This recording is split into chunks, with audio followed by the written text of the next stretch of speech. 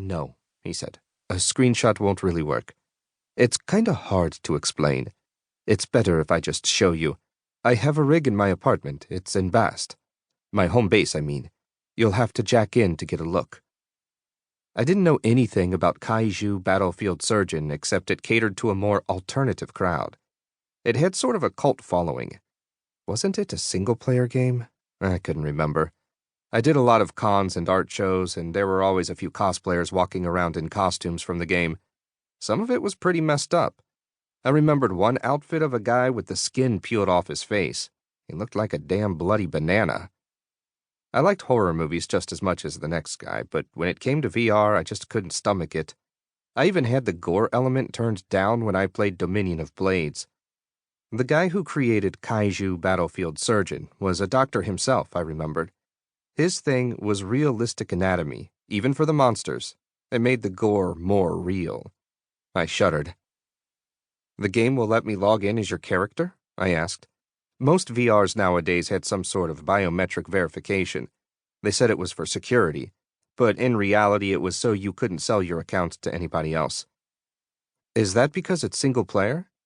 The man sighed. No, unfortunately. You'll have to roll a new player. Don't worry. I'll get you in and get you there to my base so you can eyeball it.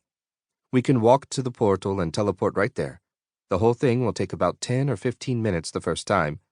But once you're there, I'll get you a brand, and you'll be able to log in and out at will to get a look. Okay, I guess, I said. Also, the game is single player, but there's also a co-op mode. You can have up to 22 players. I run a private server, and there are a few other players who regularly log into it. We each have our own base of operations.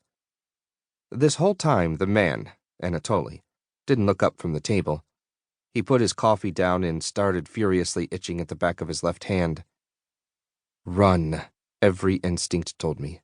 This guy is bad news. Is 15 okay for the mural? He said. I don't know how long this is supposed to take. Why don't you follow me up, and we can take a look? It's just right there. I raised an eyebrow. 15? $15? No, he said. He didn't look up. He kept scratching at his hand like a damn maniac. 15,000. The words hit me like a meteor. 15,000. I sat, stunned. $15,000. You can do that, if you recognize it. You can know the exact instant your life is about to change.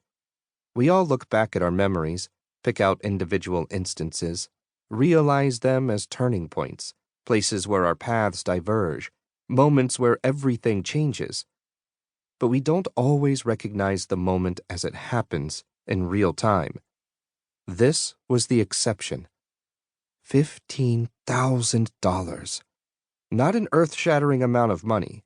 For this city, it was pocket change to many of the people coming and going as we sat there, awkwardly facing each other. But for Mary and me, it would be everything. It's a miracle, I thought. A goddamned miracle. Looking back, I now realized that amount was too much, too convenient, too close to the exact amount of money we needed. You can do that, too. You can look back upon yourself, replay moments in your mind, wonder how you could be such a fool, so naive. Where's your apartment again? I asked. 10 minutes later, Anatoly pulled open the grate on the freight elevator, revealing the large loft apartment. His building was older, nondescript, nestled between a single-story bar and a taller, more modern apartment building. The gray 5-story building had no markings on the outside.